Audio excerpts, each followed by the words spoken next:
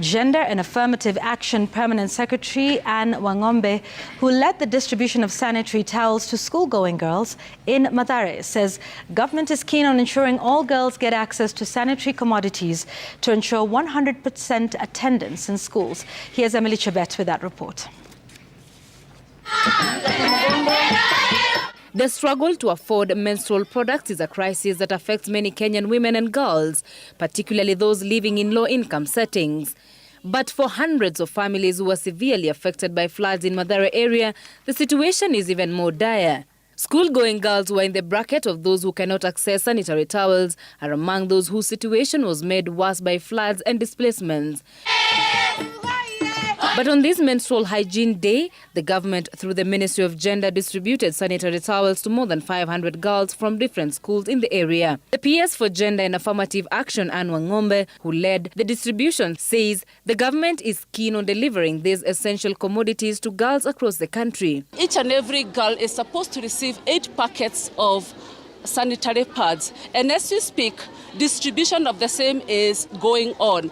The government has spent close to $1 billion to purchase these sanitary towels. During the visit, the PS and her team gifted the boys even as they educated them on the ABCs of menstrual hygiene as a way of ending stigma.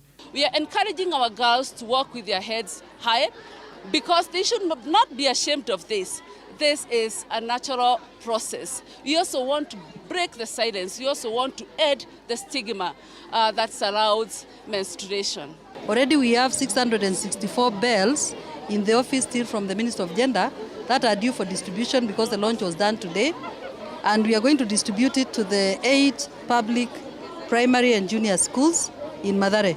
In Makueni County, the chairperson of the Betting Control and Licensing Board, Dr. Jane Makau, called on Parliament to pass the Sanitary Towels Provision Bill sponsored by nominated Senator Gloria Orwoba, which seeks to end period poverty by making sanitary pads freely available to all school girls and women in prison across the country. Empowerment through education goes hand in hand with ensuring that girls have the necessary support to complete their studies. Let us work together to ensure that every girl has an opportunity to receive quality education and lead a life of dignity and respect.